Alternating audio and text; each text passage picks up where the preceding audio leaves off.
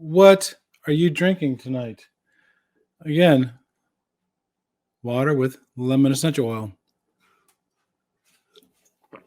Funny, I was teaching a class today and took a sip of my water and they go, "What proof?" And I was like, "What? What proof?" And took a second for it to come in that he meant, was I drinking alcohol?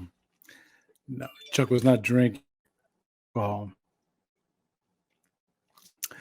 So, got some people in here tonight. We have a question left over from last night. Got a couple new questions. How's everybody been? Anything new going on in anybody's lives? If you notice, I fixed my calendar. It is now on the right month. It's now in the right month. Yes. So, anyways, see. So we just did a podcast on the TDMM. We're closing up the TDMM study group. I have one slot left. One slot left. And that was as of lunchtime because I checked it during lunch. So I have to go back and check. It might be gone now. But one slot left in the TDMM study group. The estimating package is doing really, really well. I got the banners for both my homesteading and for Let's Talk Cabling. So I'm not sure why both of them are on there. Let's do this. Boom. There we go. And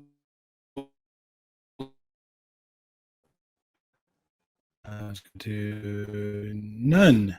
I don't know why it's not doing this. This thing's just not working right tonight. It's frustrating. So the first question was posed at the very tail end of the last section, the last one we did, and it's not an Apple Watch. The question was, what is dB versus dBm? I answered what is a dB, but we literally ran out of time. So I asked a member from my expert council to answer that question. So here we go. The Cable Doctor coming to you live from Softing's legendary hole-in-the-wall test lab in chilly Cincinnati, Ohio. And today I'll be your host for Chuck Bowser's Ask an Experts video series. And today's question is dB versus dBm. A little bit about my background. My expertise comes primarily from being in the field for 40 years. While I am an RCDD, I am a really cool digital dude. I do not have an engineering degree. So what I do when I'm trying to learn something is I Google it. So let's see what Google had to say about it. I don't think we'll need my mug anymore. So let's kind of move that out of the way. And let's see what Google had to say. So dB quantifies the ratio between two values, the light source and the power meter, whereas dBm expresses the absolute power level. dBm is an absolute unit, where dB is a dimensionless unit. dBm is always relative to 1 milliwatt, while dB is expressed in watts and can be relative to other powers. So one of the nice things I have available to me here at Softing is we have some very good engineers all around the world. And one of my favorite engineers is a gentleman by the name of Simon Harrison. Simon is head of product development for Softing in our Singapore office. And I recently wrote an article on what really happens during the set reference procedure. And Simon has a great way of taking very technical information and putting it in terms that the layman, and I consider myself a layman, can understand. So I kind of highlighted a little section here. It says, for this dB measurement, we're talking about the set reference value, we need to use an absolute value for our reference, not a relative one. In other words, a real power meter value in watts. In this practice, values are small. So the telecom industry references this measurement to 1 milliwatt or a thousandth of a watt. A measurement in dB that compares a measured value to 1 milliwatt is written as little d, big B, small m. So if during the set reference procedure, you see an absolute value of say -4 dBm at the receiver, that means -4 dB with reference to 1 milliwatt. This negative sign also indicates that the power value is smaller than 1 milliwatt, providing this value is within range. And what do I mean by within range? Well, we're going to set a reference here, and As you'll see, depending on whether you're doing single mode or multi-mode, you need to be within a certain range when you set your reference. So let's go ahead and take a look at some real world examples here. Let me get this guy out of the way. Let me bring over my testers and let me get this remote display up. So just a quick housekeeping note, this guy right here, this little cable is connected over my desktop, and that's how I'm displaying this screen here. And also, I've got some test cables already set up in the interest of time here. So we'll go ahead and set a reference. All right, so go ahead and let's hit tools. Let's hit our set reference, and let's hit our go button. So it's going to go out and set a reference between the local and the remote. The whole idea of the set reference procedure is you don't want your testers or your test reference cord adding any loss to the cable under test. All right, so we've got a success on our set reference, and our values for single mode need to be between -3 and -9. And you can see here that we're between those values. So we're good, and we're ready to go ahead and now test the cable. And we test cable, we're looking for that dB reading. So let me go ahead and I'm going to turn away from the mic here, and let me go ahead and connect up that test cable I got. Had to flip transmit and receive there. And one of the nice things we provide is audible tones. I don't know if you heard it, but we also give little red telephones on our testers that lets the technician know that it's connected up and ready to go. Also helps out if you accidentally reverse the polarity like I did. So let's go ahead and hit auto test. And it's going to go out and measure the dB loss over the length of this cable and give us a report back. So I did a bidirectional test here, which basically we send light both directions, and we'll go see what our readings look like here. All right. And we got a negative loss measured. And negative loss indicates gainers. So I'm kind of glad this come up. So let's take a look at this. So this -29 here on our remote to local, got some dirt on it. That indicated a gainer. But on the local to remote going this direction, we were good. And you can see the dB loss reading here. So in the real world, this happens. Negative numbers on dB indicate that you've probably got some dirt on your connector somewhere. So again, here's our actual loss.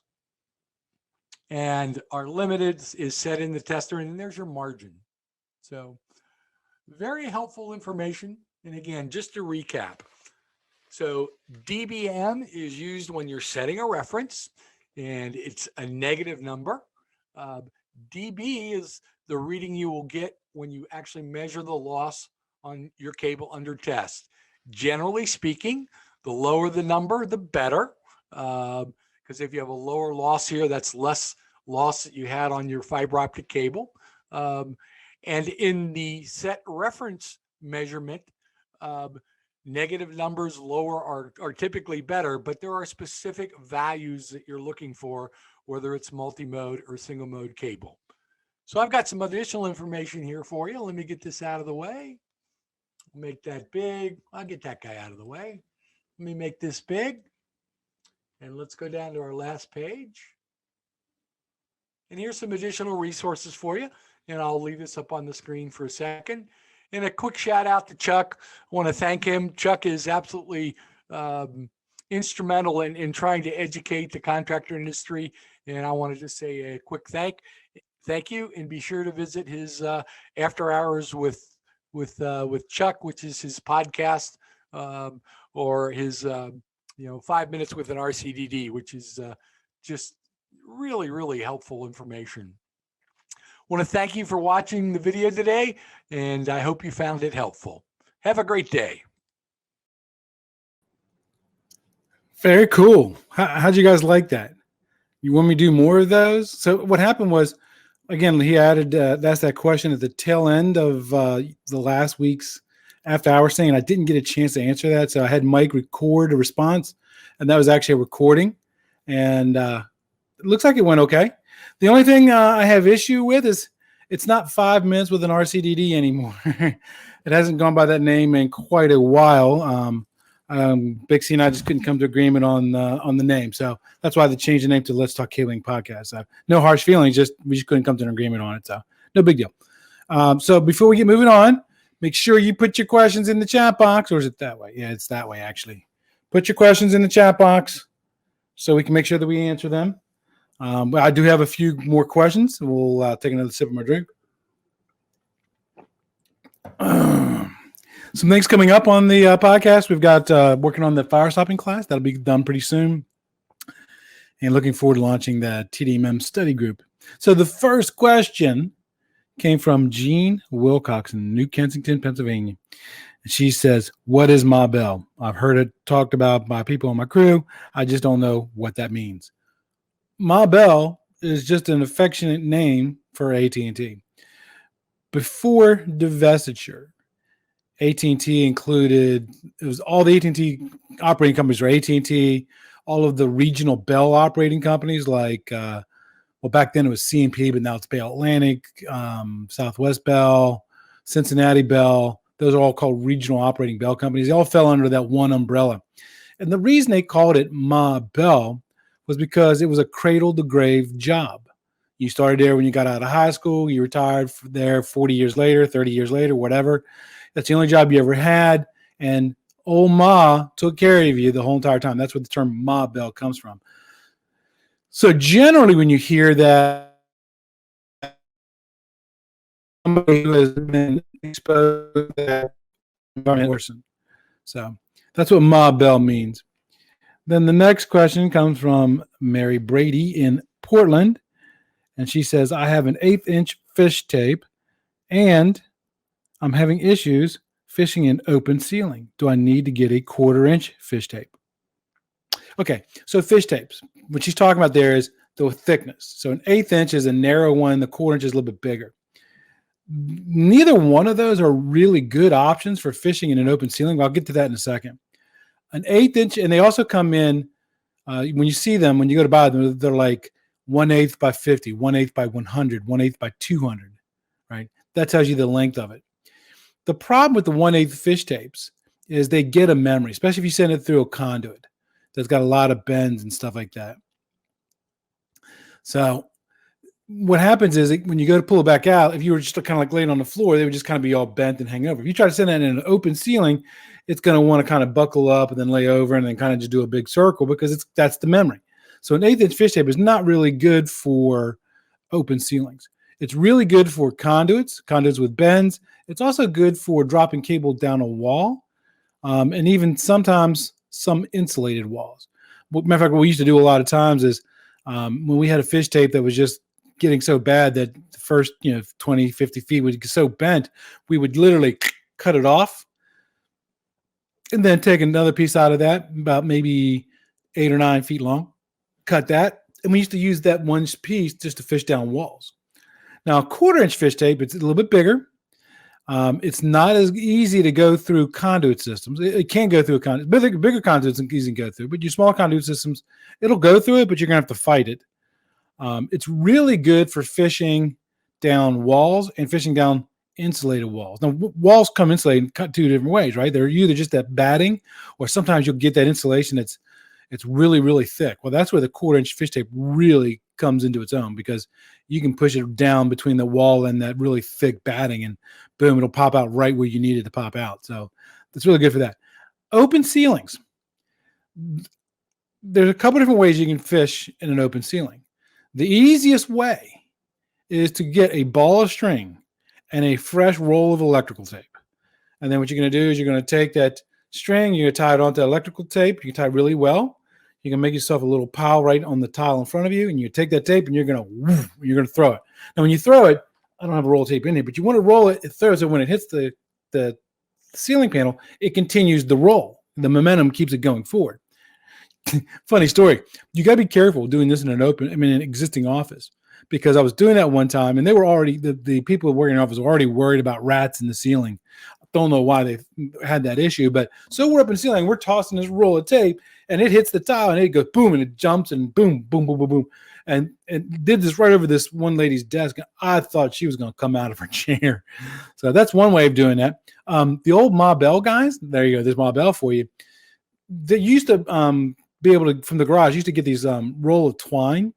And so what they would do is they take, 10, 15, 20, 30 feet, however long they think they could throw this thing. They would spool it off, then fold it over, stick it back up through the center, take the other end and put it through, tie that, and then they would hold that one end string. They would throw that ball, boom, like they did the tape. That worked really well too. The modern times, you're going to find that you can find these things called push poles. Now, push poles are very similar to tent poles, right? They're that same kind of material and they're in shorter lengths.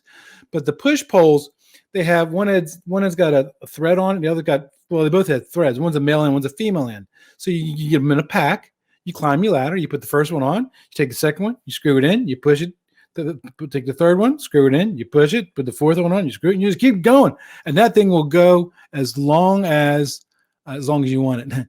So Shachi says, we used to call that cable slinging. Yep. Yeah. We used to have a contest one time to see who could throw them the furthest, and guess who won? Me. Yes. But I was always good at doing that kind of stuff. I remember hitting, no, I'm not going to go down that story. And there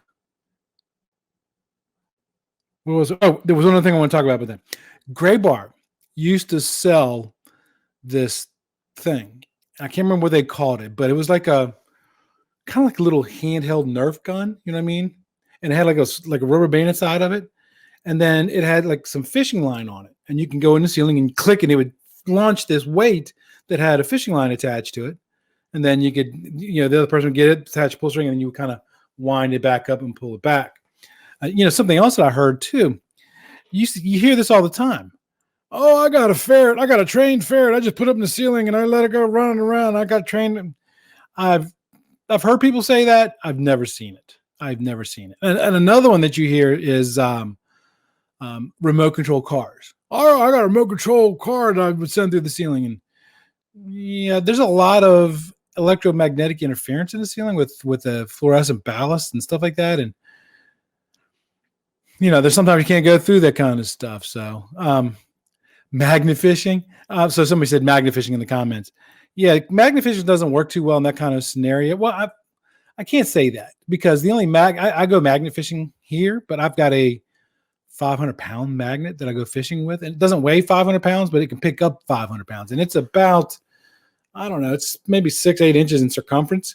You would not want to be throwing that thing in a ceiling. Maybe a smaller magnet, maybe, but I'd still be kind of leery because you can hit something, cause a light fixture to fall out or something funky like that. So those are the only 3 questions I actually had lined up for tonight's show. Anybody have any questions you want to put in the comment section? I'll give you a second while I take a sip of my drink. Tell you a funny story while I'm waiting for people to type in questions. I actually fell out of a ceiling one time. So we were doing work at USGS, United States Geological Service, and it was solid ceilings. And we were running cables, and the only way you can run the cable is get up above the ceiling. So we asked the building owner, is it safe to walk up? And they go, oh, yeah, our engineers do that all the time. So they sent me up here because at the time I was the youngest and the lightest of all of them. And they sent me up here, and you could sure enough tell where they would walking across vents and stuff like that. And so I was going across there, and they were kind of talking to me from below, and we found where this one drop was, and I had to make a hole. We're going to bring it down. We're going to do latching duct. So I'm sitting there, and I'm kind of waiting. All of a sudden I hear this. And the next thing I know, I'm like this, hanging from here down out of the ceiling because I literally fell out of the ceiling. Yeah. Maybe that's why my shoulder's messed up. I don't know. So on the other side of the wall. No. So what else is going on with everybody? Anybody want any future content made while we're waiting for questions to be done? We're doing lots of fun stuff with the content. I've got a couple of neat interviews coming up. I've got an interview with an author of a book on business psychology. I got another one lined up with sales. I'm also got lots of webinars, lots of ideas going, but I want to make sure I do content that you guys want to listen to. So make sure you put in the comment box. And if you don't think of it now while we're on a thing, you can always send me an email, chuck@letstalkcabling.com, or questions@letstalkcabling.com. They both will get to me. either way, shape, form, or form, I'll get them and we'll do them in order. And like I said, Georgia can tell you, I do, when you put in a request, I will do the show. May not be exactly the very next week, but I will do the show. We'll do the show. So I got my TDMM and I'm ready for my study group. Ready to start studying for that. I'm probably going to come up with lots of good questions in there. Anybody in this room here on the study group?